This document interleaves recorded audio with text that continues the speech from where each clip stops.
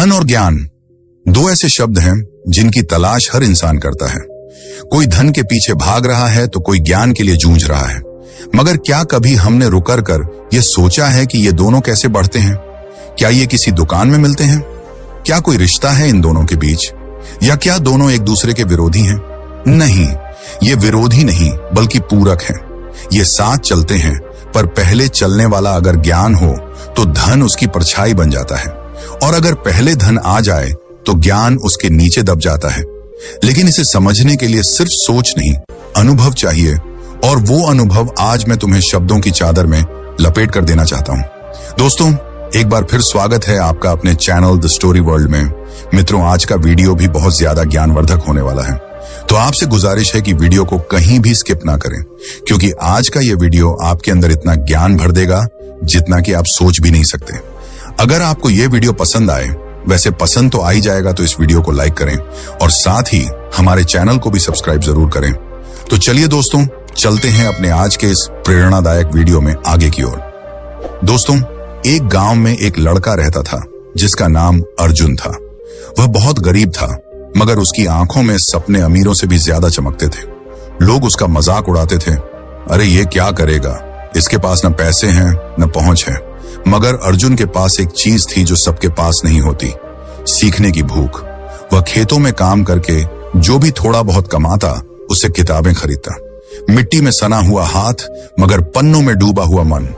दिन भर मजदूरी और रात भर पढ़ाई, ये उसका नियम बन गया। एक दिन गांव में एक बड़ा व्यापारी आया। उसने लोगों को एक सभा में बुलाया और कहा, मैं अपने व्यापार के लिए एक ईमानदार, समझदार और मेहनती साथी ढूंढ रहा हूं। गांव के कई अमीर लोग सामने आए, मगर व्यापारी ने सबको एक सवाल पूछा, तुम्हारे पास अगर सारा धन हो लेकिन तुम्हें उसे चलाना ना आता हो तो क्या तुम उसे संभाल पाओगे? सब चुप हो गए। अर्जुन भी वहां था। उसने धीरे से कहा, धन तो साधन है, लेकिन ज्ञान दिशा है। साधन बिना दिशा के बर्बाद हो जाता है, लेकिन दिशा हो तो बिना साधन के भी मंजिल मिल सकती है। व्यापारी मुस्कुराया और बोला, तुम मेरे नए साझेदार हो। ये कोई कहानी नहीं, ये एक सिद्धांत है। ज्ञान जहां जाता है वहां धन खुद चलकर आता है। मगर ये ज्ञान किताबों तक सीमित नहीं होता। ये अनुभव से, संघर्ष से, असफलताओं से और सवालों से जन्म लेता है।